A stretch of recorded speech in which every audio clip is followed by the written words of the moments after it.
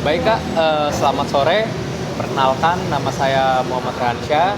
Saya dari mahasiswa Sastra Indonesia semester 4.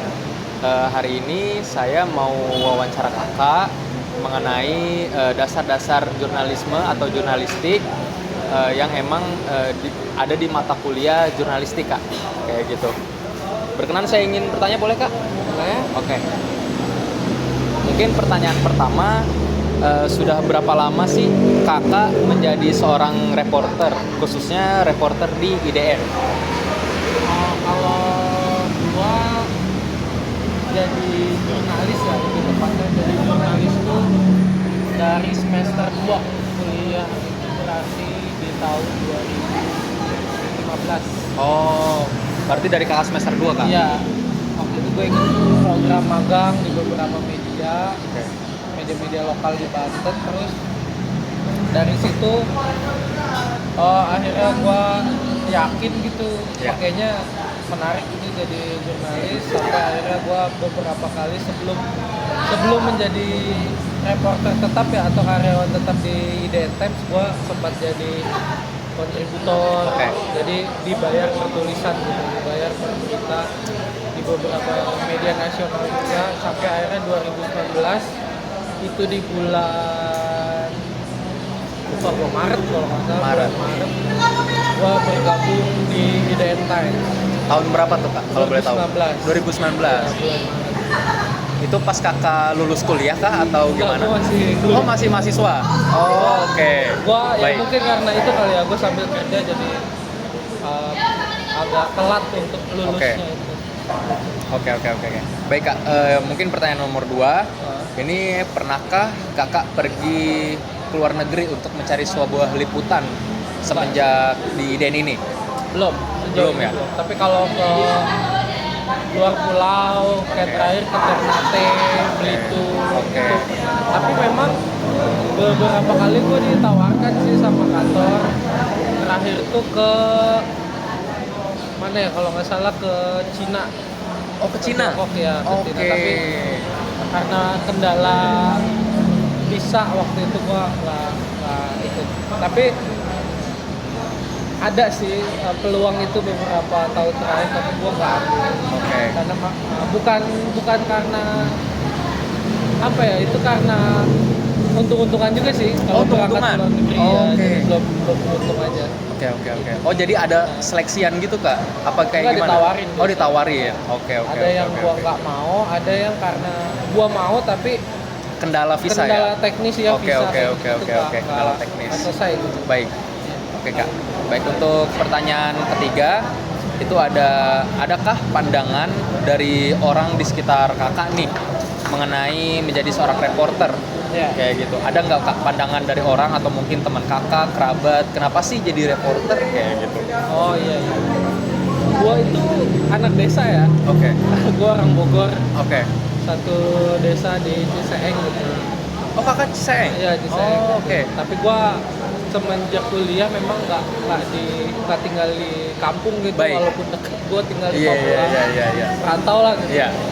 Nah itu kalau di rumah gue pulang gitu, kalau ditanya kerja gue pasti jawab gue kerja di pabrik gitu. Oh, Iya. begitu? Karena ketika gue jawab gue jurnalis, Iya. akan muncul pertanyaan-pertanyaan baru, kerjanya apa itu. Gue males gitu ngejelasin. Tapi ada beberapa yang tahu kalau tanggapan mereka sih rata-rata, wah keren gitu, bisa liputan, bisa tahu informasi lebih gitu Betul. ketimbang orang biasa gitu. Betul. Tapi di sisi lain juga itu jadi beban sih buat gue gitu. Ya. Karena dianggapnya jurnalis tuh cenderung dekat ke apa ya, lingkaran kekuasaan gitu. Maksudnya dalam artian kita bisa punya akses gitu. Kadang Oke. suka dimintain tolong yang enggak yang mana itu justru bukan kewenangan gua. Iya. Gua nggak punya kendali atas Iya. biasanya gitu sih. Oke. Tanggapan positifnya diapresiasi gitu, tanggapan negatifnya Ya.